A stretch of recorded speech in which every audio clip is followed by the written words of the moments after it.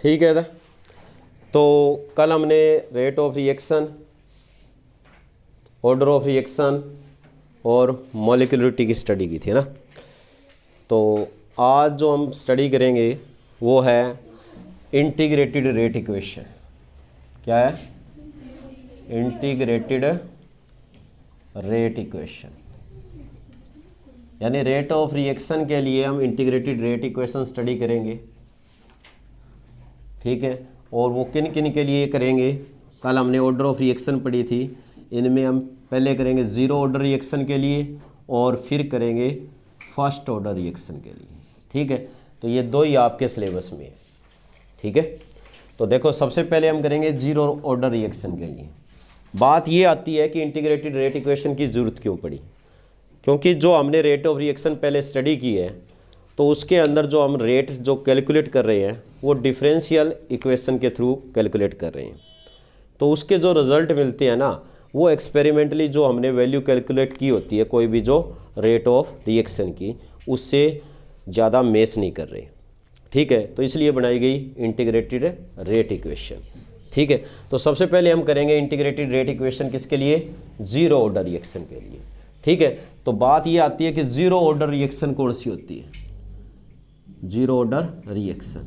तो हमें पता है ज़ीरो ऑर्डर रिएक्शन वो होगी जिसमें जो रेट ऑफ जो रिएक्शन होगी, ठीक है, वो क्या है कि जो कंसंट्रेशन होगी उसके ऊपर डिपेंड नहीं करेगी। ठीक है। कोई भी जो रिएक्टेंट आपको दे रखे हैं उनकी कंसंट्रेशन के इंडिपेंडेंटली जो रेट ऑफ रिएक्शन चलेगी। ठीक है। तो उसको हम बोलेंगे ज़ीरो ऑर्डर रिएक्शन। ठीक है। तो जैसे सबसे पहले हम एक एग्जांपल लेके चलते हैं कि ये ए रिएक्टेंट है और ये किस में कन्वर्ट हो रहा है? प्रोडक्ट के अंदर कन्वर्ट हो रहा है। समझ में आई बात? ठीक है। तो यहाँ पे ये कह रहा है कि अगर आप इसकी रेट ऑफ रिएक्शन निकालोगे, रेट ऑफ रिएक्शन यानी रेट निकालोगे, तो वो किसके इक्वल होगी? रिएक्टेंट की टर्म में डिफरेंशियल इक्वेशन में अपने को दिया था -dA/dAT। ठीक है। जो आपको रिएक्टेंट की कंसंट्रेशन दी अपॉन टाइम टेकन। ठीक है। पर यहीं पे ये कह रहा है कि अगर हम क्या निकालें, जो रेट निकालें वो रेट लॉ एक्सप्रेशन से निकालें। ठीक है। तो उसमें हमें पता है जो रेट होगी वो क्या होगी? किसके डायरेक्टली प्रोपोर्शनल होगी? कंसंट्रेशन के। बट उसकी जो पावर होगी वो क्या होगी? ज़ीरो होगी। समझ में? तो अगर आप इसको देखो तो जो रेट लॉ एक्सप्रेशन में जो रेट है वो आपको किसके इक्वल मिलेगी? के और ए की पावर ज़ीरो। तो ए की पावर ज़ीरो होगी, इसका मीन्स मतलब क्या होगा? यहाँ पे सिंगल के ही मिलने वाला है आपको। ठीक है। तो अगर इन दोनों इक्वेशन को, इक्वेशन फर्स्ट और इक्वेशन सेकंड, दोनों अपने को रेट की दी है, इन दोनों को हम क्या कर सकते हैं? इक्वल रख सकते हैं। ठीक है। तो हमें क्या मिलेगा? -dA/dt किसके इक्वल मिल रहा है? के। आया समझ में? अब इसको आप अरेंज कर लो तो आपको मिलेगी -dA किसके इक्वल? के dt के। ठीक है। ये माइनस इधर ले जाओगे तो इधर क्या हो जाएगा? -के dt। अब हमें क्या निकालना है? रेट कांस्टेंट के लिए एक्सप्रेशन ड्रॉ करना है। तो यहाँ पे हम क्या करेंगे? इंटीग्रेशन करेंगे। तो ये इक्वेशन जो थर्ड है इसको हम क्या करेंगे? इंटीग्रेट करेंगे। तो लिखेंगे इंटीग्रेटिंग फ्रॉम बोथ साइड। ठीक है। Integrating both side. ठीक है। किसकी? इक्वेशन थर्ड की। तो इसका जब आप इंटीग्रेशन करोगे तो आपको क्या मिलेगा? तो हमें पता है जो के है वो तो कांस्टेंट है। ठीक है। टाइम है उसके साथ चेंज आ रहा है। तो इसका जब इंटीग्रेशन करोगे तो आपको मिलेगा क्या? ए किसके इक्वल आ जाएगी? -kT और प्लस में क्या लगेगा? एक इंटीग्रेशन कांस्टेंट है आई लगेगा। समझ में आई इतनी बात?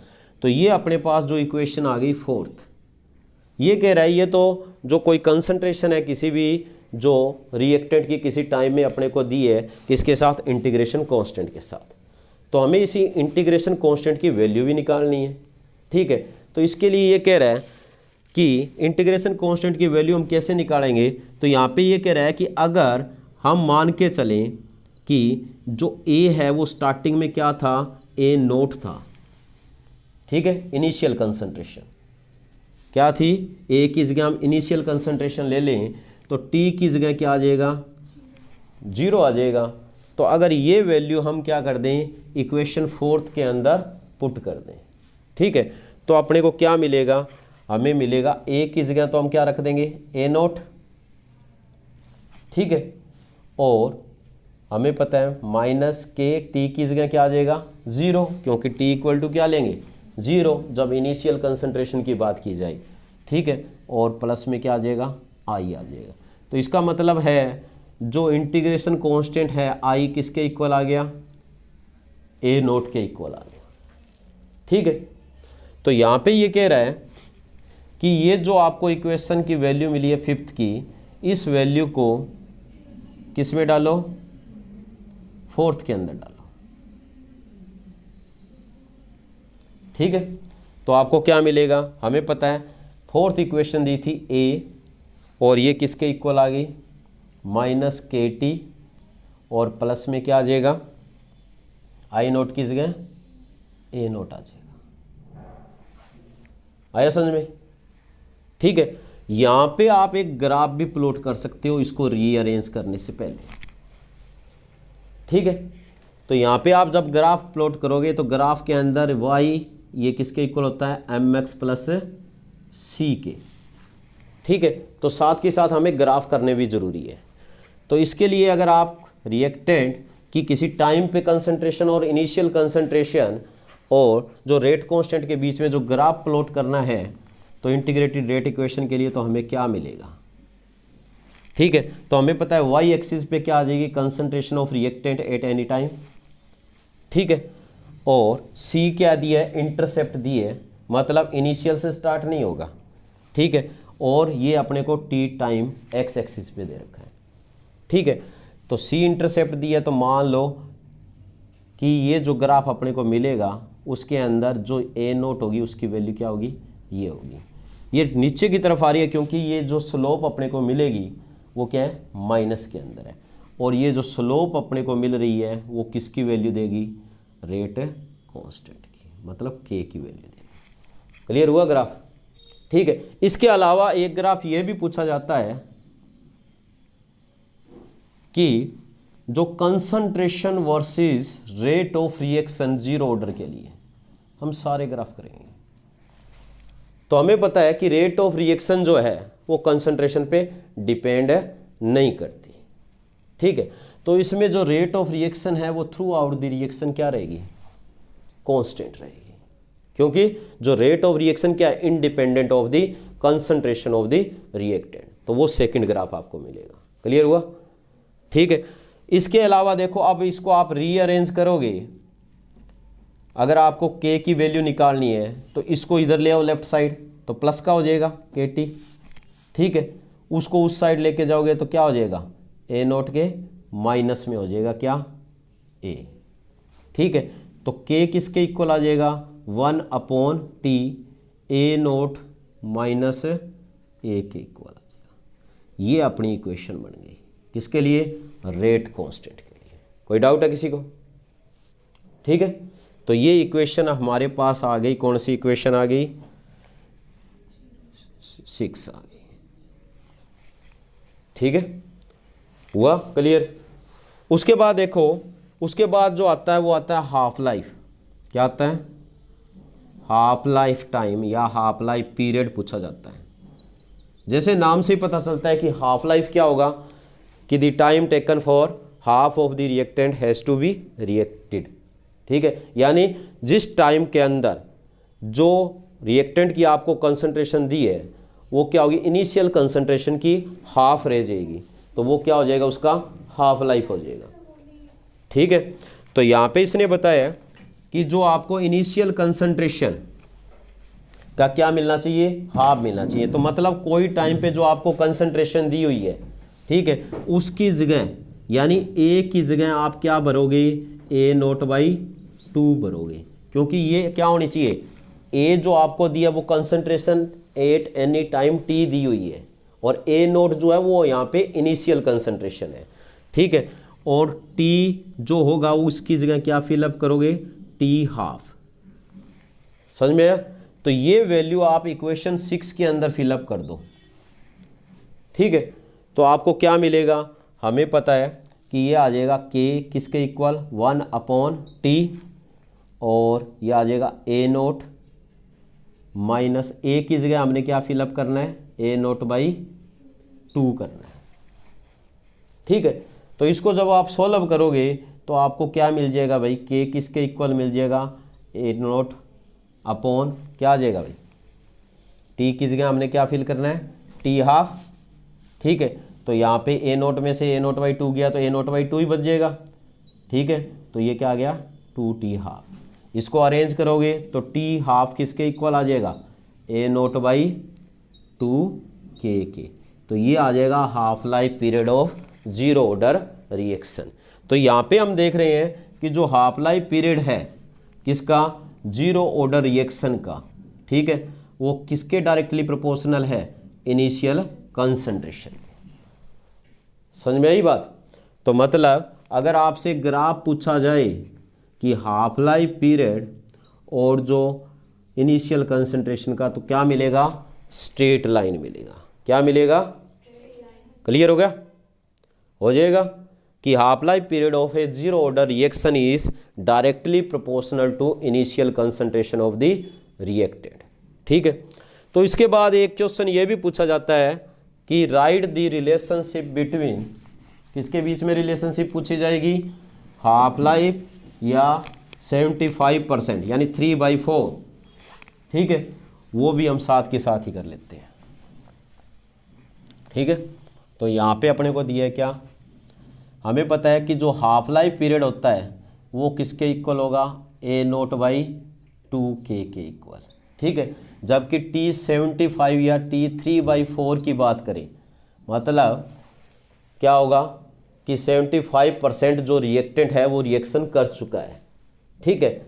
तो उस केस में कितना जो आपको मिलेगा, मतलब उसमें कितना टाइम लगेगा, उसको हम कैसे कैलकुलेट करेंगे।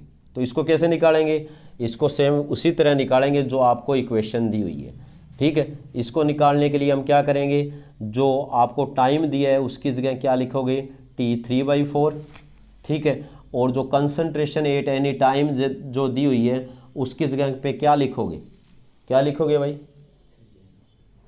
क्या लिखोगे, वहाँ पे आपको जो लिखना होगा वो क्या लिखोगे, a/4, मतलब वो इनिशियल कंसंट्रेशन का 4th हिस्सा ही बचा है, 3/4 तो रिएक्ट कर चुका है। क्लियर हुई बात, ठीक है।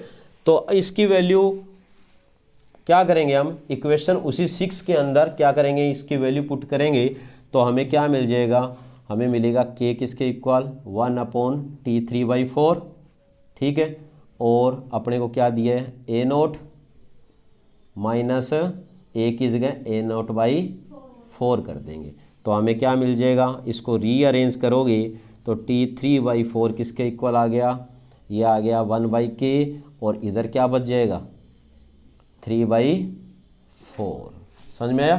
तो इसको हम क्या लिख सकते हैं, 3/4 a0, तो ये आ जाएगा 3a0/4k। समझ में आया?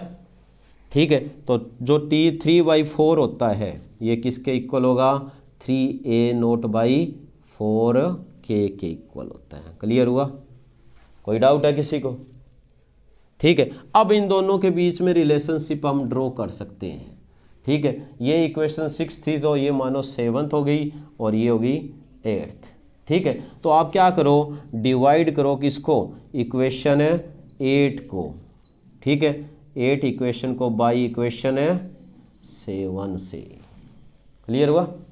तो हमें क्या मिलेगा, हमें पता है t3/4 अपॉन t½ किसके इक्वल आ जाएगा, 3/4 तो हमें पता है 3a0/4k हो जाएगा, वो इन्वर्स होके हो जाएगी, क्या थी 2k/a0। ठीक है, तो हमें क्या मिल जाएगा, a0 से a0 गया, इससे ये कैंसल आउट हो गया। ठीक है, तो यहाँ पे 2 आ गया, मतलब 3/2 या आप बोल सकते हो 1.5। तो यानी t जो 75 होगा 3/4 होगा, ठीक है, वो किसके इक्वल आ जाएगा 1.5 t t½ के इक्वल आ जाएगा। कोई डाउट है किसी को? क्वेश्चन आता है एग्जाम में, प्रूव करना, ठीक है, या आपको t½ दिया होगा और t75 जो है उसको कैलकुलेट करना होगा। क्लियर हो गया? ठीक है। उसके बाद देखो जो नेक्स्ट हम करेंगे वो है first order reaction.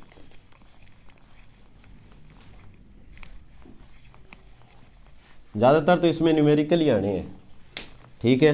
By chance 3 marks में ये इंटीग्रेटेड रेट इक्वेशन आने के चांस हैं। अगर पेपर इजी आता है तो उसमें क्या है, ये इंटीग्रेटेड रेट इक्वेशन आएगी, ठीक है। तो अब हम करेंगे किसके लिए? फर्स्ट ऑर्डर रिएक्शन के लिए। देखो फर्स्ट ऑर्डर रिएक्शन कौन सी होती है? वो रिएक्शन होगी जिसमें जो रेट ऑफ रिएक्शन होगी, ठीक है, वो क्या होगी, एक रिएक्टेंट की कंसंट्रेशन पे डिपेंड करेगी, ठीक है। तो वो जो रिएक्शन होती है उसको हम क्या बोलेंगे? फर्स्ट ऑर्डर रिएक्शन, जिसमें क्या है, रेट इज जो डिपेंड ऑन, किस पे डिपेंड करेगी? One concentration term. One concentration term पे क्या करेगी? रेट ऑफ रिएक्शन है डिपेंड करेगी, ठीक है। तो यहाँ पे अगर आप एग्जांपल लेके चलो कि ये आपको कोई रिएक्टेंट दिए, ठीक है, और ये रिएक्शन करके क्या बना रहा है? प्रोडक्ट बना रहा है। इसी तरह मान लो आपको 2 रिएक्टेंट दे रखे हैं, उससे क्या बन रहा है? प्रोडक्ट बन रहा है। तो इन दोनों में, दोनों के लिए अगर आप रेट इक्वेशन बनाते हो, फर्स्ट वाले के लिए बनाओगे तो जो रेट होगी वो तो या ए की कंसंट्रेशन पे डिपेंड करेगी और या फिर बी की कंसंट्रेशन पे डिपेंड करेगी। ओनली वन रिएक्टेंट की कंसंट्रेशन पे जो रेट ऑफ रिएक्शन है वो डिपेंड करेगी। समझ में आया? ठीक है। और इसके लिए अगर आप देखोगे तो इसमें तो है ही ओनली वन ही रिएक्टेंट, तो इसमें आप सीधे ही लिख सकते हो ना कि जो रेट है वो किस पे डिपेंड कर रही है? ओनली वन रिएक्टेंट की कंसंट्रेशन पे डिपेंड कर रही है, ठीक है। तो ये तो हो गया रेट ला एक्सप्रेशन, जिसमें आपको जो रेट मिलेगी वो किसके इक्वल मिलेगी? के ए, इसके इक्वल मिलेगी, ठीक है। समझ में आया? या आप इसको दूसरी तरफ से भी ले सकते हो, ठीक है। जो रेट होती है वो किसके इक्वल होगी? डिफरेंशियल रेट इक्वेशन में हमें पता है किसके इक्वल होगी भाई? डी अपॉन डी टी के, ठीक है।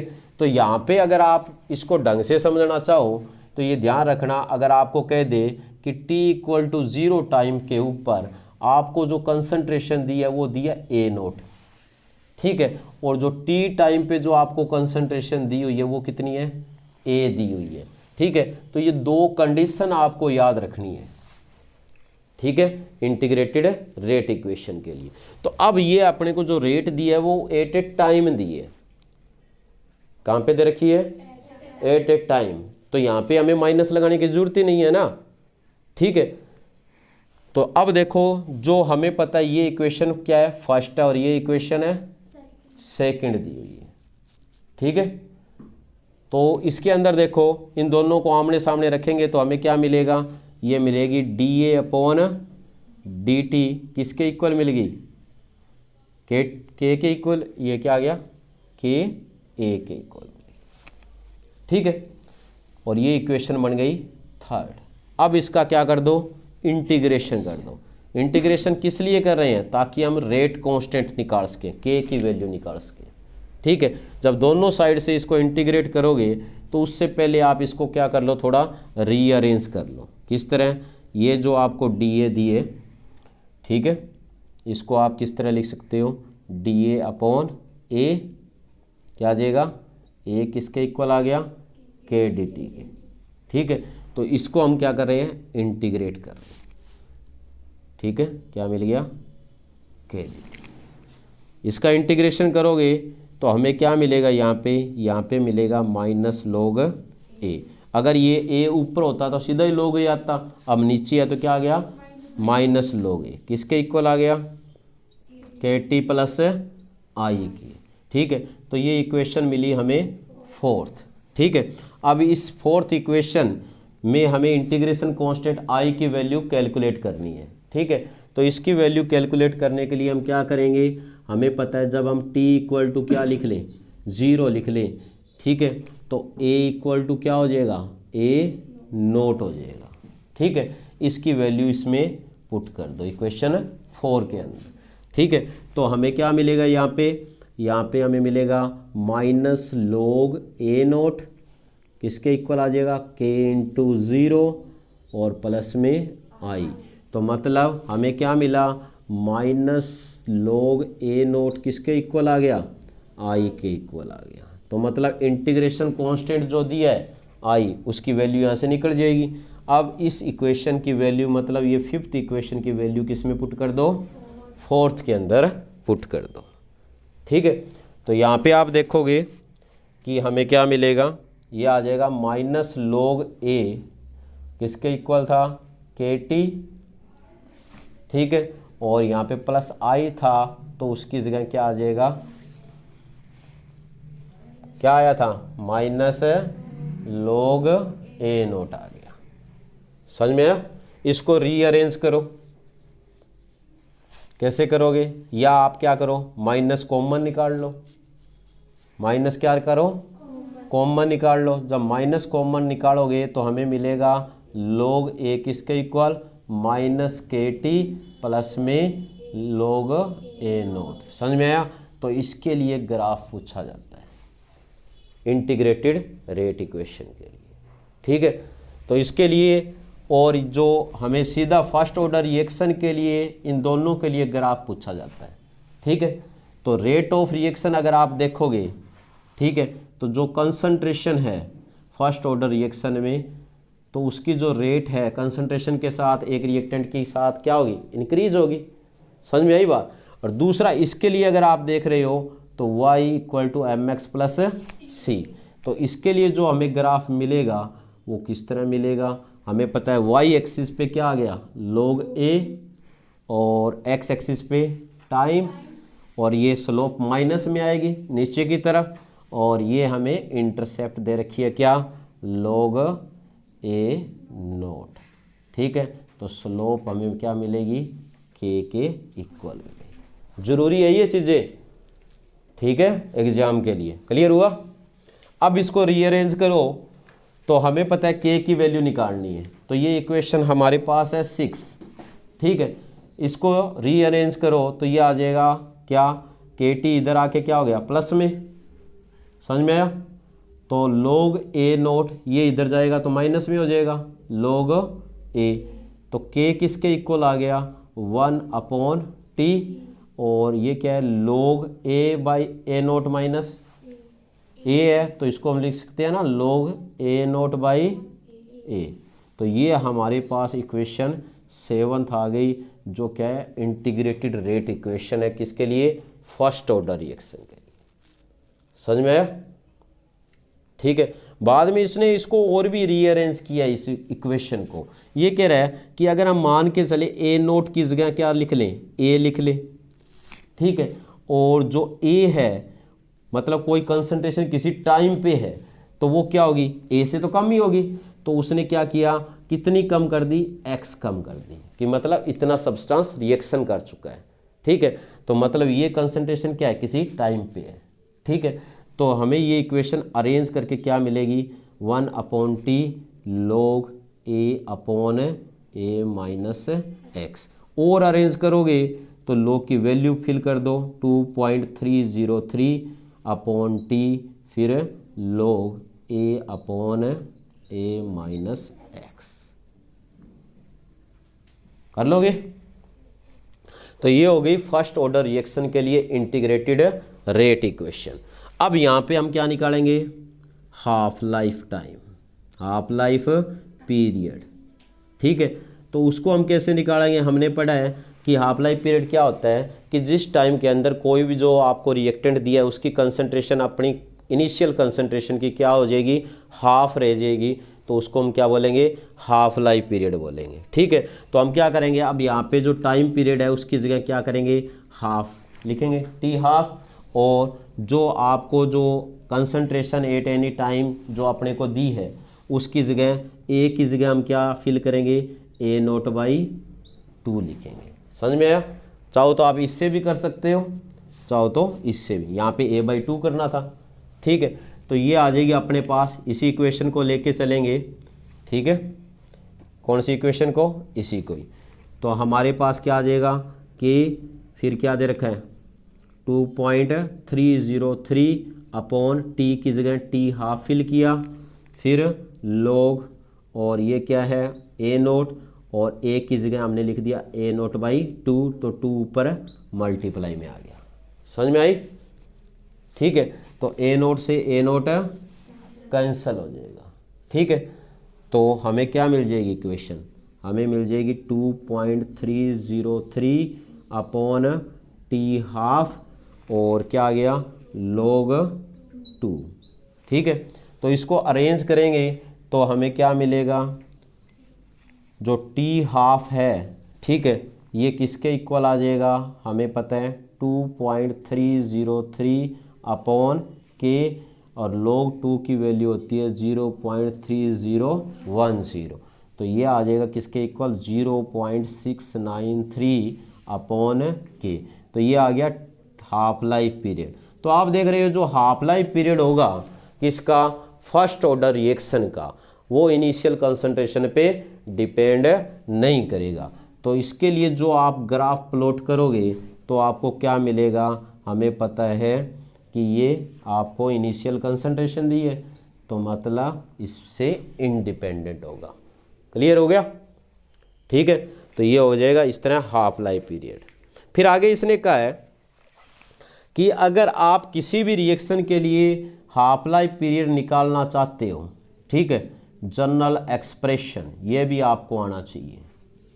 ठीक है, तो जो हाफ लाइफ पीरियड होगा किसी भी रिएक्शन के लिए, वो आप कैसे निकालोगे, उसकी रिलेशनशिप होती है क्या, 1 माइनस एन। ठीक है, इसको याद रखना। समझ में आई?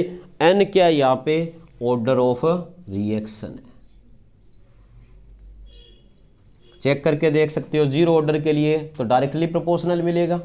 अगर एन की वैल्यू क्या है, 0 है, तो टी हाफ क्या होगा, डायरेक्टली प्रोपोर्शनल होगा ना इनिशियल कंसंट्रेशन के। अगर 1 होती तो मतलब इंडिपेंडेंट है।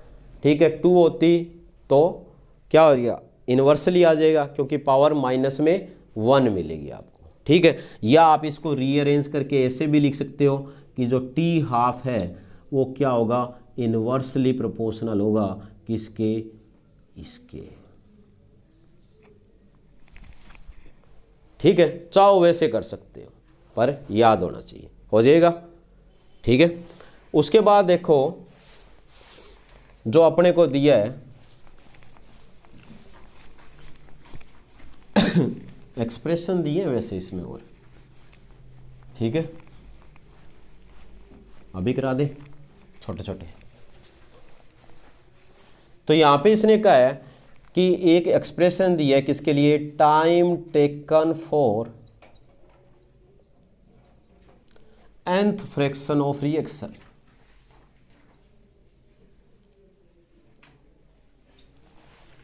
ठीक है, जब क्या है कोई रिएक्शन है या रिएक्टेंट की कंसंट्रेशन का nth फ्रैक्शन रह जाए, कह दे आपको कि जो रिएक्टेंट था उसका क्या है, चौथा हिस्सा खत्म हो चुका है।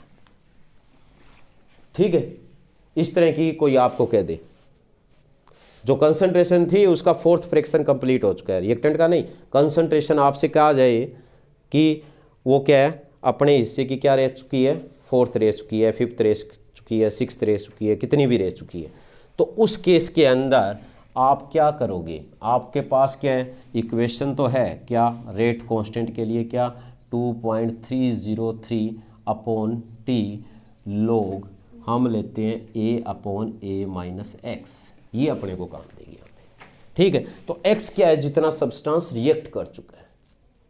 ठीक है, तो यानी आपको कुछ भी कह दे कि तो आप क्या करोगे, जितना फ्रैक्शन की बात की गई है उसको क्या करोगे, n से डिवाइड कर दोगे। यहाँ पे क्या है, n क्या है, फ्रैक्शन है। समझ में आई बात? और ये वैल्यू आप कहाँ पे पुट करोगे, जो आपको x की वैल्यू दे रखी है, क्योंकि इतना सब्सटेंस रिएक्शन कर चुका है तो x की वैल्यू वहाँ पे आ जाएगी। ठीक है, तो आप क्या करोगे, इसमें इसकी वैल्यू पुट कर दोगे तो आपको एक्सप्रेशन मिलेगा क्या, 2.303 अपॉन ये t की जगह आप क्या कर लो, k कर लो ना, टाइम पूछा ना इसने, ठीक है, तो यानी किस फ्रैक्शन के लिए, ठीक है, nth फ्रैक्शन के लिए। अभी सीधे लिखो, ये आ जाएगा टाइम, तो ये आ जाएगा log, और यहाँ पे a/a माइनस एक्स की जगह क्या आ जाएगा a/n। इसको सॉल्व करोगे, ठीक है, तो आपको क्या मिलेगा, सॉल्व कर लेना, मैं सीधा ही लिख देता हूँ, ठीक है। क्या आ जाएगा, यानी n a minus n, a common निकल गया, तो मतलब अपने को जो मिलेगा वो मिलेगा log n/n माइनस 1। तो ये फार्मूला आपको याद होना चाहिए, क्योंकि जो न्यूमेरिकल आएंगे ना वो इसी फार्मूले पे बेस्ड होते हैं। समझ में आ गया, ठीक है। तो जितना nth फ्रैक्शन है उसके लिए ये फार्मूला अप्लाई होगा। न्यूमेरिकल आए हैं, इस पे कंपटीशन में भी आएंगे, सीधे भी आए। दूसरा जो अपने को दिया है वो दिया है time taken for reactant to reduce nth fraction. वो पहले कंसंट्रेशन थी, अब आपको कह दे कि कोई जो रिएक्टेंट है वो अपनी कंसंट्रेशन का कितना रह चुका है, n रह चुका है, ठीक है। तो उस केस के अंदर हम क्या करेंगे, तो हमें t की जगह तो वो फ्रैक्शन आ जाएगा कि वो रिएक्टेंट अपने से कितना रहा है, ठीक है। यहाँ पे तो 1/n आएगा, ठीक है, यहाँ पे ये आ जाएगा। तो जो a माइनस एक्स है उसकी जगह क्या आ जाएगा, a/n आ जाएगा। समझ में आई बात, कि कोई रिएक्टेंट कह दे कि अपने का छठा हिस्सा रहा है, खुद का पांचवा हिस्सा रहा है, सातवां हिस्सा रहा है, ठीक है। तो हम क्या करेंगे, उसको इस तरह डिवाइड कर देंगे, ठीक है।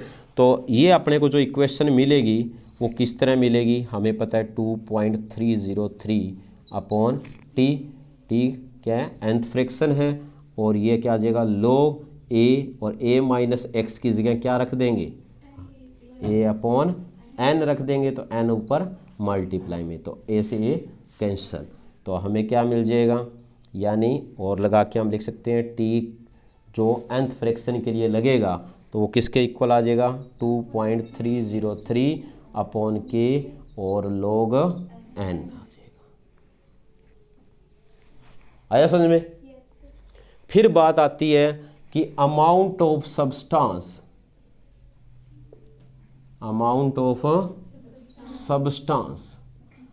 लेफ्ट आफ्टर हाफ लाइफ, ठीक है।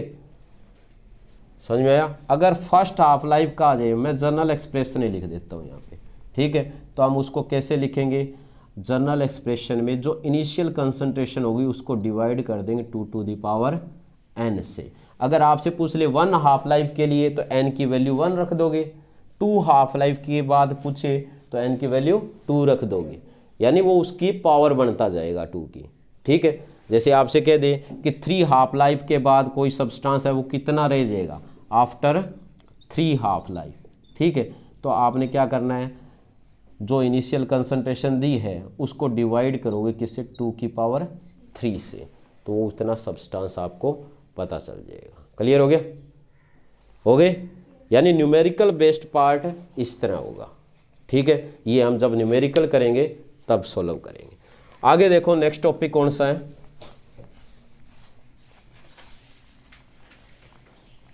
जल्दी बोलो।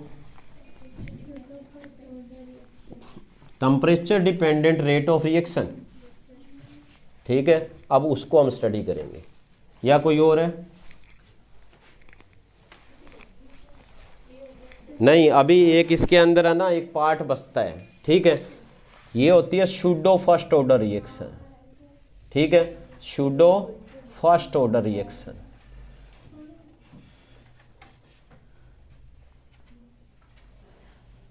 ठीक है, सूडो फर्स्ट ऑर्डर रिएक्शन कौन सी होती है, यहाँ पे इसने बताया those reaction which are not really of first order but under certain condition which behave as a first order reaction is known as pseudo first order reaction. यानी कोई reaction जो रियल में फर्स्ट ऑर्डर नहीं होती but कुछ condition के अंदर वो फर्स्ट ऑर्डर रिएक्शन की तरह बिहेव करती है, तो उसको हम बोलेंगे सूडो फर्स्ट ऑर्डर रिएक्शन। जैसे यहाँ पे इसने बताया कि हम एग्जाम्पल दे रखे हैं, इसने अपने को 2 एग्जाम्पल दिए हैं। कौन से? एक तो दे रखा है इथाइल एसीटेट का हाइड्रोलाइसिस, ठीक है, इसका हम कर रहे हैं हाइड्रोलाइसिस, एसिड हाइड्रोलाइसिस, जिससे हमें क्या मिलेगा? एसिटिक एसिड मिलेगा और साथ में इथेनॉल मिलेगा। इसी तरह सुक्रोज का हाइड्रोलाइसिस भी दिया है। किसका? सुक्रोज का हाइड्रोलाइसिस, C12H22O11 प्लस H2, ठीक है, इसका हाइड्रोलाइसिस कर रहे हैं तो हमें मिलेगा ग्लूकोज एंड फ्रक्टोज, ठीक है, ये मिलते हैं। समझ में आई बात? क्या मिलेगी? ग्लूकोज और फ्रक्टोज मिलेगी, ठीक है। तो ये कह रहा है कि अगर आप इनको देखो तो आपको ऐसे लगता है कि इन दोनों रिएक्शनों में जो रेट है वो दोनों की कंसंट्रेशन पे डिपेंड कर रही है, बट रियल के अंदर अगर आप देख रहे हो किसके लिए? इथाइल एसीटेट का जो हम क्या कर रहे हैं? हाइड्रोलाइसिस कर रहे हैं, ठीक है, उसके लिए अगर आप देखोगे तो आपको लगता तो ऐसे है कि जो रेट है वो किसके ऊपर डिपेंड कर रही है? इथाइल एसीटेट और जो वाटर है उसकी कंसंट्रेशन पे डिपेंड कर रही है, बट रियल के अंदर जो रेट होगी वो किस पे डिपेंड करेगी? ओनली इथाइल एसीटेट की कंसंट्रेशन पे ही डिपेंड करेगी। तो मतलब ये जो रिएक्शन है ये क्या है? रियल में नहीं है फर्स्ट ऑर्डर, बट ये फर्स्ट ऑर्डर की तरह बिहेव करने लगी। क्यों? क्योंकि जो सेकंड जो रिएक्टेंट था, जो सेकंड रिएक्टेंट है वो क्या है? एक्सेस में दिया हुआ है। तो जब ये रिएक्ट करेगा तो इसकी कंसंट्रेशन ऑलमोस्ट क्या रहेगी? सॉल्वेंट की कांस्टेंट रहेगी, तो उसका रेट ऑफ रिएक्शन पे इफेक्ट नहीं पड़ेगा। तो जो रेट होगी ओनली क्या है? ओनली वन रिएक्टेंट की कंसंट्रेशन पे ही डिपेंड करेगी। तो उस रिएक्शन को बोलते हैं सूडो फर्स्ट ऑर्डर रिएक्शन। समझ में आया? तो इसका एग्जांपल दिया था, जैसे ये हमने 1 मोल लिया है और यहाँ पे हमें 10 मोल दे रखे हैं, ठीक है, या यहाँ पे 0.1 मोल दे रखा है। तो मान लो ये 0.1 मोल जब इसके साथ रिएक्शन करेगा तो हो सकता है इसका 0.1 मोल के साथ रिएक्शन कर रहा है ये, ठीक है। तो इसकी जो कंसंट्रेशन थी यानी 9.9 मोल, उस पर कोई इफेक्ट नहीं पड़ा, तो नेग्लिजिबल चेंज आया। तो मतलब ऑलमोस्ट कंसंट्रेशन क्या रह रही है? कांस्टेंट रही है। तो इसका मतलब ये ओनली एक ही रिएक्टेंट की कंसंट्रेशन पे डिपेंड करेगी इसकी जो रेट होगी। समझ में आ गया?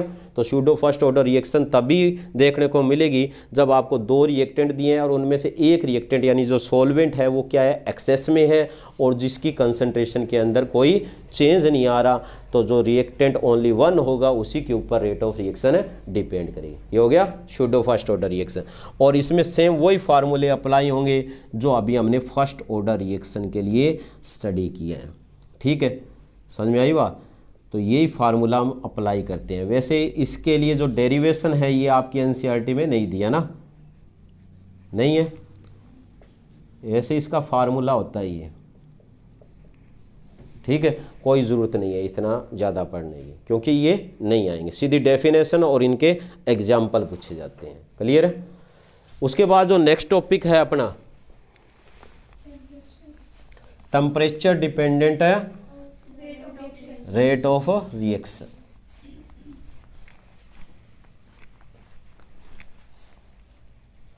ठीक है, तो temperature dependent rate of reaction में देखो हमने पढ़ा था फैक्टर्स अफेक्टिंग में, ठीक है, factor affecting rate of reaction. तो उसमें हमने देखा था कि जब हम टेम्परेचर को इंक्रीज कर देते हैं तो रेट ऑफ रिएक्शन भी क्या हो जाएगी? इंक्रीज हो जाएगी। ठीक है, तो हमने देखा कि जैसे टेम्परेचर को 10 डिग्री सेंटीग्रेड इंक्रीज करते हैं तो रेट ऑफ रिएक्शन नियरली क्या हो जाएगी? डबल हो जाएगी। ठीक है, और जो टेम्परेचर का जो इफेक्ट पड़ता है रेट ऑफ रिएक्शन के ऊपर तो उसको हम किसकी टर्म में मेजर करते हैं? टेम्परेचर कोफिशिएंट की। ठीक है, टेम्परेचर कोफिशिएंट की टर्म में हम बताएंगे कि जो रेट ऑफ रिएक्शन है, ठीक है, वो क्या हो रही है? नियरली डबल हो रही है। ठीक है, जो टेम्परेचर कोफिशिएंट होगा वो हम कैसे निकालेंगे? जो रेट कांस्टेंट जो अपने को दिया है, rate constant at temperature T plus 10 degree centigrade divide by rate constant जो आपको टी टेम्परेचर पे मिल रहा है।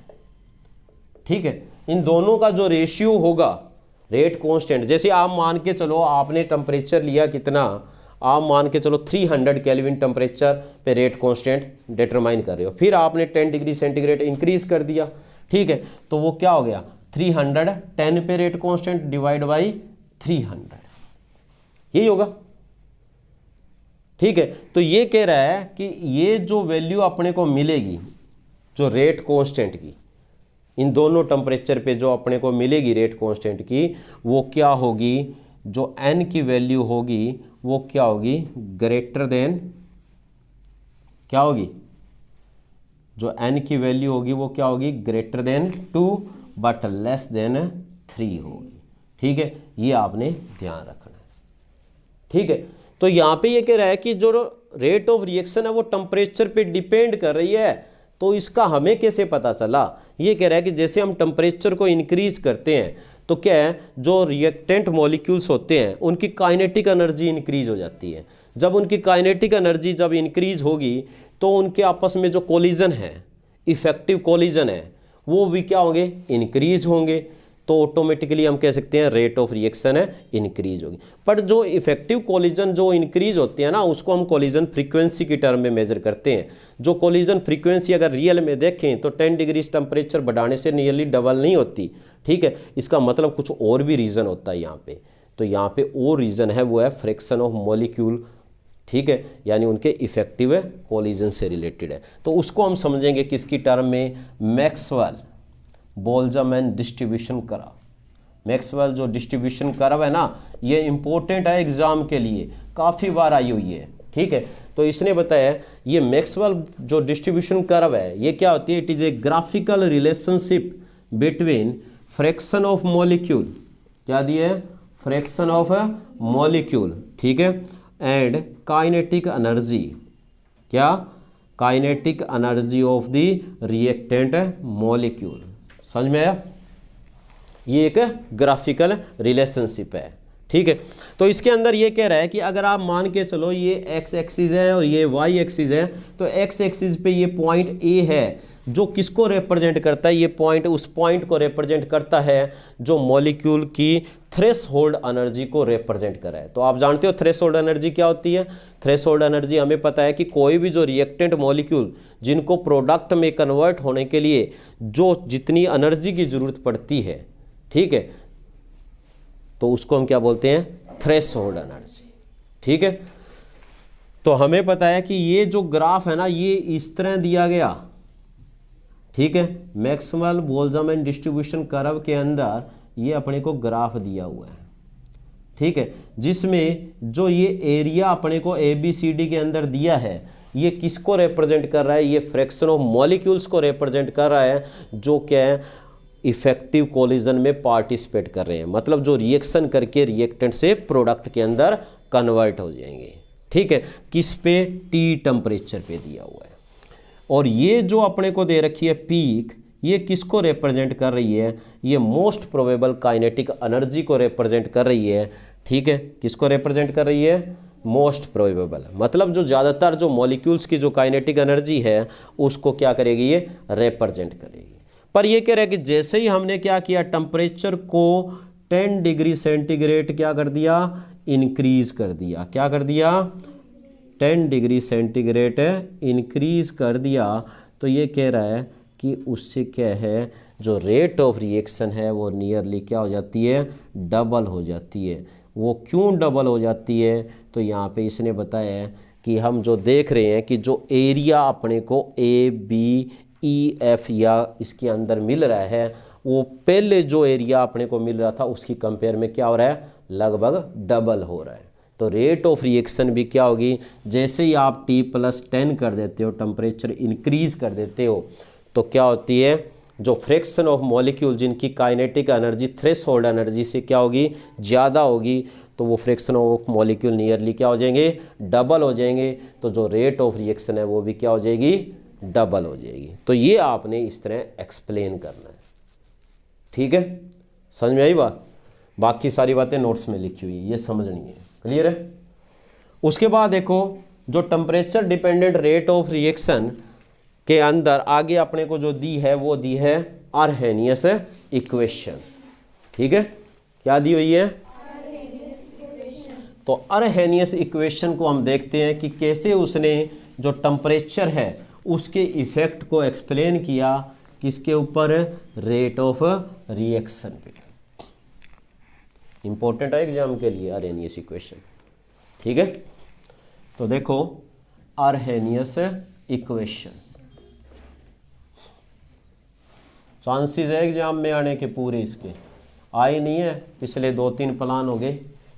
ठीक है, तो इसके अंदर देखो ये जो अपने को दी है आर्हेनियस इक्वेशन, इसके अंदर अपने को क्या दी है?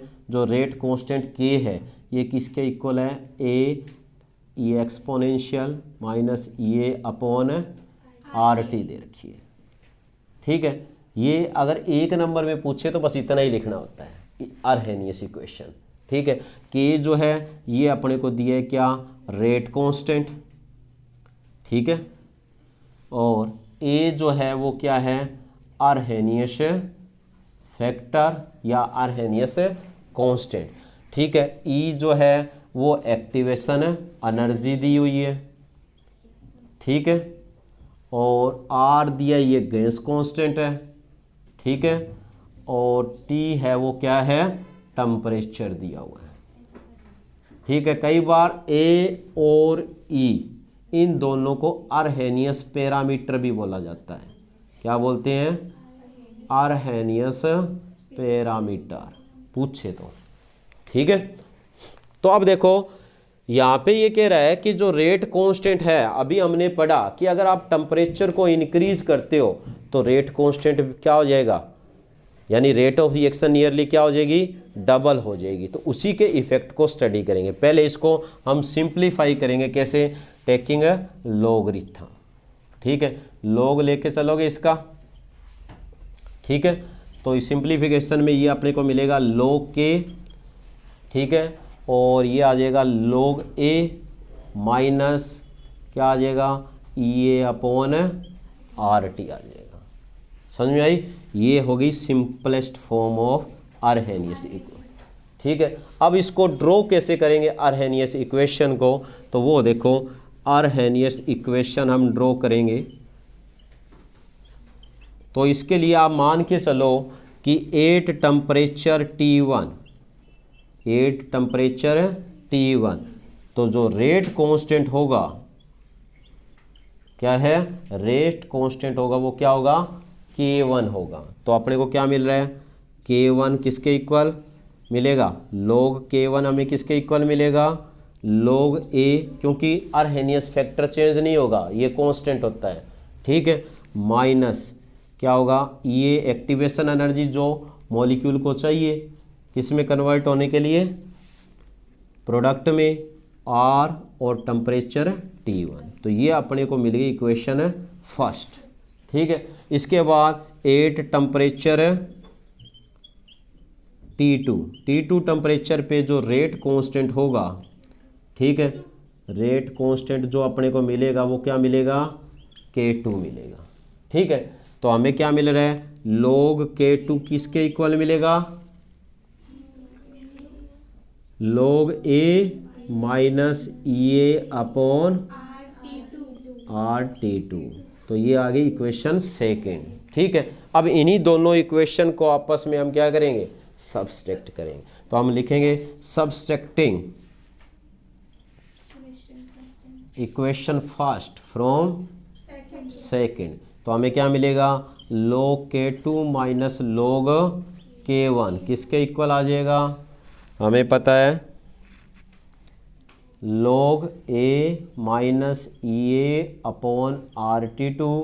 ठीक है, और क्या आ जाएगा? माइनस में log A minus EA upon T1।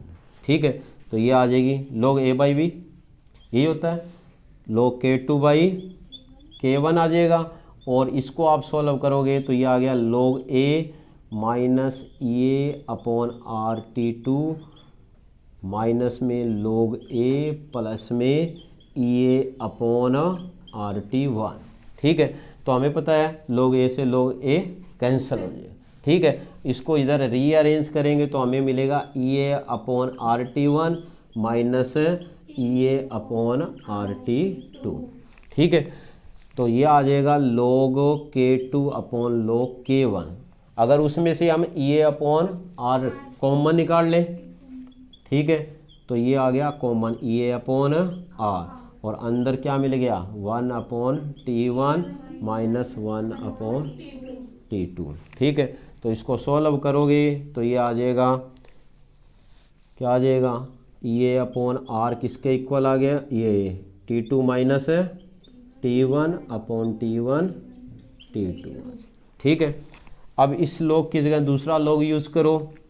ठीक है, नेचुरल लॉगरिथम की जगह, तो ये आ जाएगा log K2/K1 किसके इक्वल आ गया, EA/2.303R, और ये इक्वेशन बन गई अपने पास T2 माइनस T1/T1 T2। तो ये है आर्हेनियस इक्वेशन का डेरिवेशन। कर लोगे? ठीक है, तो इसके बाद जो अपने को दिया है ये तो हो गई आर्हेनियस इक्वेशन। ठीक है, इसके बाद जो नेक्स्ट टॉपिक अपने को दिया है वो है कोलिजन थ्योरी। क्या दिया है? ठीक है, तो कोलिजन थ्योरी आपको ओनली एलिमेंट्री आइडिया दिया है बुक ने। ठीक है, सिलेबस के अंदर मैथमेटिकल फॉर्मुलेशन वगैरह नहीं दे रखी है, हम थोड़ी बहुत करेंगे, ज़्यादा नहीं करेंगे। ठीक है, तो देखो आगे जो दिया है अपने को दिया है कोलिजन थ्योरी। कोलिजन थ्योरी नाम से ही पता चल रहा है ना, कोलिजन। कोलिजन का मतलब क्या होता है, आपस में कोलाइड करना, कांटेक्ट में आना। ठीक है, तो कोलिजन थ्योरी के अकॉर्डिंग ये कह रहा है कि जो मॉलिक्यूल्स है उनको ये हार्ड स्फीयर मान के चल रहे हैं कि कोई भी जो रिएक्शन होती है ना उसके अंदर क्या है, वो मॉलिक्यूल्स को एक हार्ड स्फीयर मान के चलता है। ये कहता है कि उनके बीच में रिएक्शन कब होगी, जब ये आपस में टकराएंगे, कोलाइड करेंगे, तभी क्या होगी, केमिकल रिएक्शन होगी। समझ में आई बात? तो ये कोलिजन थ्योरी की बात है। और फिर आगे इसने कहा है कि ये जब कोलाइड करेंगे तो इनके बीच में जो कोलिजन है वो भी क्या होने चाहिए, इफेक्टिव होने चाहिए। इफेक्टिव कोलिजन उसी को माना गया है कि जब मॉलिक्यूल आपस में कंबाइन होंगे या कोलाइड होंगे तो उनकी रिएक्शन से क्या मिलना चाहिए, प्रोडक्ट मिलना चाहिए। ठीक है, जबकि सभी कोलिजन कभी भी इफेक्टिव नहीं होते। ठीक है, तो यहाँ पे एक टर्म और दिया इसने कि जो कोलिजन इफेक्टिव हो उसके लिए ये किस पे भी डिपेंड करता है, कोलिजन फ्रीक्वेंसी पे भी डिपेंड करता है। तो यहाँ पे आपको पता होना चाहिए कि कोलिजन फ्रीक्वेंसी क्या होती है। कोलिजन फ्रीक्वेंसी होती है क्या, कि नंबर ऑफ कोलिजन, ठीक है, number of collisions take place per unit time in per unit volume. ठीक है, collision takes place per unit second, per unit second in per unit volume. कैसे भी लिख लो, उल्टा पुल्टा चल जाएगा ये। ठीक है, चाहे आप ये लिखो कि number of collision take place per unit volume in per second, बात एक ही है। ठीक है, तो यानी ये किसको रिप्रेजेंट कर रहा है, कोलिजन फ्रीक्वेंसी को रिप्रेजेंट कर रहा है। ठीक है, ये यहाँ पे ये कह रहा है कि ऑर्डिनरी टेम्परेचर और प्रेशर पे देखें ना, तो ये कह रहा है कि कोलिजन फ्रीक्वेंसी बहुत ज़्यादा हाई होती है। तो इसका मतलब कोलिजन फ्रीक्वेंसी ऑर्डिनरी टेम्परेचर और प्रेशर पे अगर बहुत ज़्यादा हाई होगी तो इसका मतलब क्या है, सारे के सारे कोलिजन क्या होंगे, इफेक्टिव होंगे, और रिएक्शन है वो फ्रैक्शन ऑफ सेकंड के अंदर ही कंप्लीट हो जाएगी, जबकि रियल के अंदर ऐसा नहीं होता। ठीक है, क्यों? क्योंकि यहाँ पे इसने बताया है कि कोलिजन अगर इफेक्टिव हो, कोलिजन क्या हो, इफेक्टिव हो, तो इसके लिए नेसेसरी रिक्वायरमेंट दे रखी है कि इफेक्टिव कोलिजन के लिए दो अपने को फैक्टर दे रखे हैं। ठीक है, एक तो इसने दिया अपने को क्या, एनर्जी फैक्टर। क्या दिया है, एनर्जी फैक्टर। ये कह रहा है कि कोलिजन जो है क्या हो, इफेक्टिव हो, इसके लिए क्या है, जो मॉलिक्यूल्स है, रिएक्टिव मॉलिक्यूल्स है, उनकी जो एनर्जी है वो क्या होनी चाहिए, should be greater than threshold energy. क्या होनी चाहिए, थ्रेशोल्ड एनर्जी से क्या है, एनर्जी क्या होनी चाहिए, ज़्यादा होनी चाहिए, तभी कोलिजन क्या होगा, इफेक्टिव होगा। अगर उनकी एनर्जी थ्रेशोल्ड एनर्जी से कम है तो कोलिजन इफेक्टिव नहीं होगा। ठीक है, फर्स्ट कंडीशन ये रखी है। सेकंड जो कंडीशन है वो इसने रखा है क्या, ओरिएंटेशन फैक्टर। ओरिएंटेशन कह लो या इसको हम बोलते हैं प्रोबेबिलिटी फैक्टर। ठीक है, कंपटीशन में भी पूछा गया है ये प्रोबेबिलिटी फैक्टर, जिसको हम P से रिप्रेजेंट करेंगे।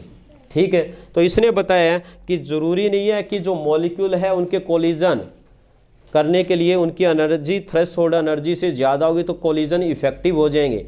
यहाँ पे ये देखा गया कि जो मॉलिक्यूल्स थे उनकी एनर्जी थ्रेशोल्ड एनर्जी से ज़्यादा थी, फिर भी रिएक्शन स्लो चल रही थी। तो इसका मतलब क्या था कि कोलिजन इफेक्टिव होने के लिए मॉलिक्यूल्स का जो ओरिएंटेशन है वो भी क्या होना चाहिए, प्रॉपर होना चाहिए। ठीक है, ओरिएंटेशन क्या होना चाहिए, प्रॉपर ओरिएंटेशन होना चाहिए, तभी वो आपस में क्या करेंगे, कोलाइड करेंगे और तभी उनके बीच में कोलिजन होगा। तो इसके लिए इसने एग्जाम्पल दिया किसका, नाइट्रोजन डाइऑक्साइड का, जो आपस में रिएक्शन करके नाइट्रोजन टेट्राऑक्साइड बना रही थी। ठीक है, तो इसके लिए इसने ये डायग्राम दिया है कि ये मान लो क्या दे रखा है अपने को, नाइट्रोजन डाइऑक्साइड दे रखी है। ठीक है, और ये दूसरी नाइट्रोजन डाइऑक्साइड के साथ कब जुड़ेगी, जब इन दोनों का जो ओरिएंटेशन होगा, ठीक है, वो क्या होगा, प्रॉपर होगा। ठीक है, दोनों नाइट्रोजन एक दूसरे की तरफ क्या है, सही ओरिएंटेशन में है, तब इसे डाई नाइट्रोजन टेट्राऑक्साइड बन गई। ये कह रहा है कि अगर ये ओरिएंटेशन इस तरह ना होता, ठीक है, मान लो ये ओरिएंटेशन किस तरह होता, इस तरह होता, ठीक है, तो मतलब यहाँ पे कोई भी कोलिजन नहीं होता। ठीक है, समझ में आई बात। तो यहाँ पे इसने रिप्रेजेंट किया है, मान लो ये दो मॉलिक्यूल थे ना, ए और बी, और इससे क्या मिल रहे हैं, प्रोडक्ट मिल रहे हैं। तो इसके लिए हम मैथमेटिकल भी करेंगे। ठीक है, तो यहाँ पे ये कह रहा है कि हम मान के चलें तो जेड ए बी क्या है, क्या है, कोलिजन फ्रीक्वेंसी है, क्या है, कोलिजन फ्रीक्वेंसी है। और एफ क्या है, जो फ्रैक्शन ऑफ मॉलिक्यूल्स है जिनकी एनर्जी क्या है, थ्रेशोल्ड एनर्जी से ज़्यादा होगी। ठीक है, तो जो रेट होगी या रेट कांस्टेंट होगा वो अपने को किसके इक्वल मिलेगा, collision frequency into fraction of molecules के इक्वल मिलेगा। ठीक है, तो जो एफ है इसको वैसे बोल्ट्जमैन फैक्टर भी बोलते हैं, जिसकी वैल्यू हम क्या लिखेंगे, E/RT। ठीक है, तो इसको आप सॉल्व करोगे तो ये मिलेगा ZE - EA/RT के। ठीक है, तो ये रेट कांस्टेंट या रेट, इन दोनों को ही आप लिख सकते हो क्योंकि दोनों एक दूसरे के डायरेक्टली प्रोपोर्शनल है।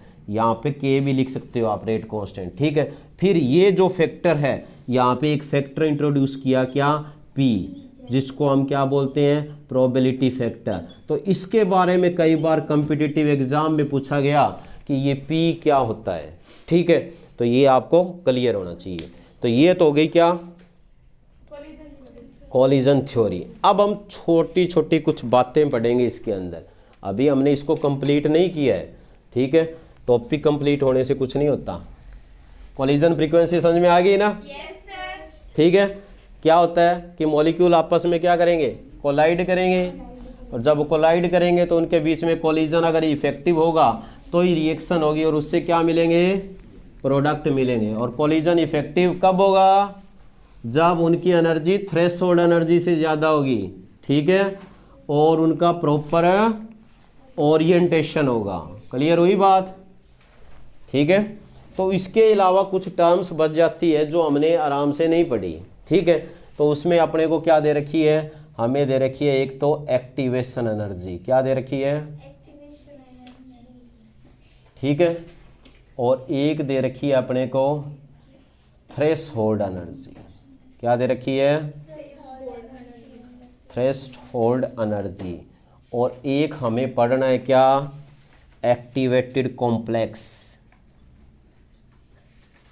क्या पढ़ना है, समझ में आया इतना? ठीक है, तो ये कोई भी जो रिएक्शन दे रखी है, ठीक है, एक साइड में हमें उसकी एनर्जी दी हुई है, ठीक है, और एक साइड में रिएक्शन प्रोसीड कर रही है। समझ में आया? तो यहाँ पे ये कह रहा है, ये मान लो रिएक्टेंट की एनर्जी है और ये यहाँ पे प्रोडक्ट की दे रखी है यहाँ पे। ठीक है, ये कह रहा है कि जो रिएक्टेंट है उसको प्रोडक्ट में कन्वर्ट होने के लिए कितनी एनर्जी चाहिए, ये इतनी एनर्जी की क्या पड़ेगी, जरूरत पड़ेगी ना। जो टोटल कितनी एनर्जी जो मॉलिक्यूल के पास होनी चाहिए, ठीक है, जिससे क्या है वो रिएक्टेंट से किस में कन्वर्ट हो जाए, प्रोडक्ट में कन्वर्ट हो जाए। ठीक है, तो वो तो क्या होती है, थ्रेशोल्ड एनर्जी। ये जो एनर्जी रिएक्टेंट की जो टोटल एनर्जी है, यानी sum of the energy process by the reactant molecule plus में एक्टिवेशन एनर्जी, यानी ये जो है एनर्जी जो आप सप्लाई करते हो किसको, रिएक्टेंट मॉलिक्यूल को, ताकि वो किस में कन्वर्ट हो जाए, प्रोडक्ट में कन्वर्ट हो जाए, तो उसको हम क्या बोलेंगे, एक्टिवेशन एनर्जी। ठीक है, तो मतलब एक्टिवेशन एनर्जी क्या होगी, एक तरह से आप देखो तो it is the difference between the threshold energy, short में अगर आपको याद रखना है, ठीक है, threshold energy and energy possessed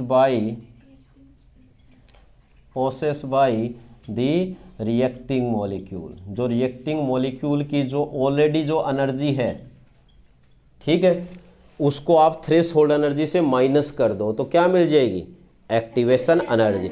और डेफिनेशन आपको पता ही है, the minimum extra energy that is supply to reactant molecule so that the reacting molecule have energy equal to threshold energy, ठीक है, is known as activation energy. Clear हुआ?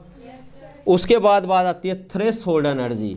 तो आपसे पूछा जाए कि थ्रेशोल्ड एनर्जी क्या होगी, तो हमें पता है कि थ्रेशोल्ड एनर्जी होगी, it is the sum of the activation energy plus में and the energy process by the reactant molecule. समझ में आया? मतलब ज़्यादा डेफिनेशन याद ना रहे तो ये फार्मूले तो लिख सकते हो, ठीक है, तो भी आपका सही माना जाएगा। तो और नंबर ही मिलेंगे, वहाँ पेड़े थोड़ी मिलेंगे। ठीक है, समझ में आई बात? उसके बाद बात आती है क्या, एक्टिवेटेड कॉम्प्लेक्स।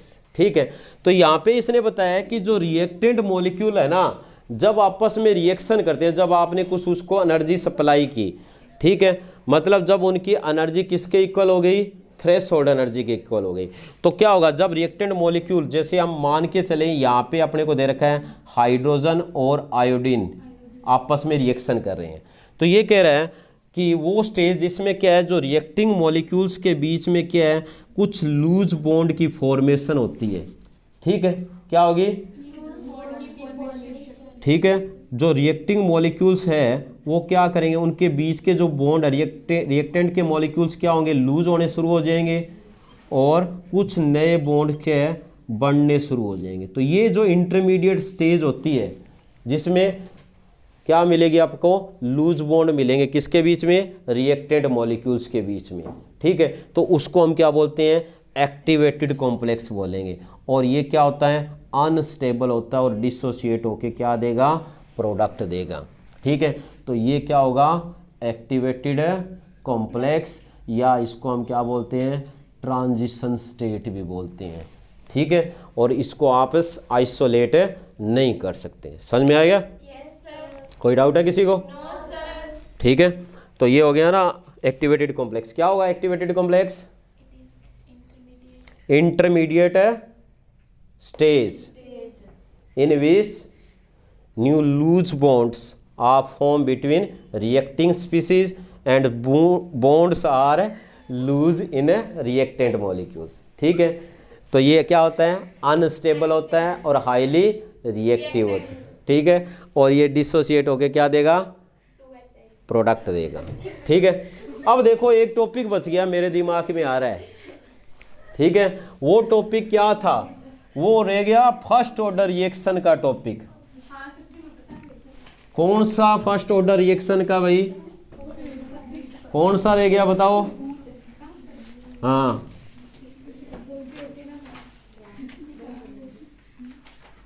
जल्दी बोलो। प्रेशर के रिस्पेक्ट में, बोला नहीं आपने?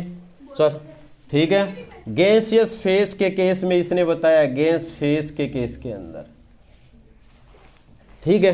तो यहाँ पे इसने बताया ये आपको कोई रिएक्टेंट दे रखा है और इससे क्या बन रहा है, प्रोडक्ट बन रहा है, ठीक है। दो बन रहे हैं कि तीन? दो बन रहे हैं। जैसे आपको दे रखे हैं बी और सी बन रहे हैं, ठीक है। तो यहाँ पे इसने बताया कि जो t इक्वल टू 0 टाइम पे इसका प्रेशर जो है वो क्या है, पी नोट दिया हुआ है। क्या दिया हुआ है? P note. और यहाँ पे कोई प्रेशर नहीं है। समझ में आया? इसको समझो, ये ग्राफ ये देखोगे ना डेरिवेशन तो ही क्लियर हो जाएगा। फिर ये कह रहा है कि जब t equal to T time पे अगर आपसे कहा गया कि इसका प्रेशर क्या है, पी ए, तो इसका मतलब यहाँ पे जो प्रेशर होगा कुछ होगा। समझ में आया? कि यहाँ पे जो प्रोडक्ट मिले हैं उनका कुछ प्रेशर होगा। तो मतलब यहाँ पे क्या होगा अगर आपसे पूछा जाए तो पी ए किसके इक्वल होगा, पी नोट माइनस पी के, क्योंकि पी ही कम हुआ है। समझ में आ गई बात? तो आपने अब क्या करना है, आपने यहाँ पे किसकी वैल्यू निकालनी है। हमें पता है ये जो पार्शियल प्रेशर है, या आपसे पूछा जाए जो टोटल प्रेशर होगा वो किसके इक्वल होगा। यहाँ पे जो ये अपने को क्या दे रखा है, P note minus P plus में ये प्रेशर आ जाएंगे, ठीक है। तो ये तो क्या हो गए, कैंसल आउट हो गए। तो पी टी टोटल जो प्रेशर अपने को मिल रहा है वो किसके इक्वल मिल रहा है, पी नोट प्लस पी के। तो पी किसके इक्वल मिल रहा है, P T minus P note के मिल रहा है ना। ये क्लियर होगा? ये इक्वेशन अपनी मान लो फर्स्ट बन गई, ठीक है। अब हमें जो दे रखा है, क्या दे रखा है भाई, ये क्या, t इक्वल टू 0 टाइम पे पी नोट दे रखा है और t टाइम पे पी ए जो अपने को दिया है वो पी नोट माइनस पी के इक्वल दे रखा है। तो हमें पता है कि जो अगर आप क्या करो, इस इक्वेशन की वैल्यू किस में पुट कर दो, इस इक्वेशन के अंदर, क्योंकि हमें इस P की वैल्यू कहाँ से मिल गई, टोटल प्रेशर से मिल चुकी है, ठीक है। तो आप इसकी वैल्यू उसमें पुट कर सकते हो, या आप क्या करो, इसको मानो इक्वेशन फर्स्ट और इसको मानो इक्वेशन सेकेंड। तो आप लिखो कि putting value of equation 2 in first. समझ में आया? तो आपको क्या मिलेगा, यहाँ पे आपको देखने को मिलेगा क्या, पी ए किसके इक्वल हो जाएगा, हमें पता है पी नोट माइनस इसकी वैल्यू कितनी है, P T minus P note. तो इसको सोल्व करोगे तो आ जाएगा P note minus P T और प्लस में पी नोट। तो क्या आ गया, 2p note minus P T, किसकी वैल्यू आ गई, पी ए, मतलब प्रेशर एट टाइम टी, ठीक है। तो हमें पता है according to first order of reaction rate constant किसके इक्वल होगा, 2.303 टी, और ये क्या आ जाएगा लॉग, और हमें पता है ए नोट बाई ए। तो हमें पता है कि ए नोट क्या है, इनिशियल कंसंट्रेशन है, तो यहाँ पे इनिशियल प्रेशर आ जाएगा टी इक्वल टू 0 पे, और पी ए क्या है, एट एनी टाइम। तो ये क्या आ जाएगा, 2p note minus P T, ठीक है। ये अपने को मिल गया। समझ में आया? कर लोगे? तो इसके अलावा भी बहुत काफ़ी थी। तो आपको जो ध्यान रखना है ना, वो ये ध्यान रखना है कि T 75% किसके इक्वल होता है, 2 हाफ लाइफ के, ठीक है। समझ में आया? और इसमें 12 प्लस कर दो, मेरे पॉइंट याद नहीं है, मैं आपको ट्रिक्स बता रहा हूँ। इसमें क्या करो, प्लस में 12 कर दो, ठीक है। 87 हो गया। यहाँ पॉइंट समथिंग दिया है, मेरे याद नहीं है कुछ भी, ठीक है। बस है, चाहे 1 मानो, 2 मानो, 3 मानो, ठीक है। तो वो कितने हाफ लाइफ के इक्वल है, 3 हाफ लाइफ की। फिर उसमें आप क्या करो, पहले आपने 12 प्लस किए हैं, अब आप क्या कर दो, 6 प्लस कर दो, ठीक है। तो ये आ जाएगा 93 पॉइंट समथिंग, मान लो 2 है 3 है, कुछ यहाँ पे एक्यूरेट नहीं है। तो ये आ जाएगा 4 हाफ लाइफ के इक्वल, ट्रिक है ये, ठीक है। उसके बाद आप क्या करो, +3 कर दो, ठीक है। तो ये किसके इक्वल आ जाएगा, 96 पॉइंट समथिंग आ जाएगा, ठीक है। मतलब कुछ भी है, तो ये आ जाएगा 5 हाफ लाइफ के इक्वल। समझ में आया? और फिर आप इसमें +3 और कर दो, यानी टी जो आपको यहाँ पे हमने टी तो लगाए ही नहीं, सीधा ही लिख रहे हैं, ठीक है। तो टी 99 जो होगा, ठीक है, वो किसके इक्वल होगा, 10.5। ये आया है सीधा क्वेश्चन ऑप्शनल में, 1 मार्क्स का होता है। अब देखा होगा तो इजीली हो जाएगा ना, ठीक है। तो हमारी होती है केमिकल काइनेटिक्स कंप्लीट, ठीक है ना। पढ़ना भाई, सब्सक्राइब ना करो सही, पढ़ लियो।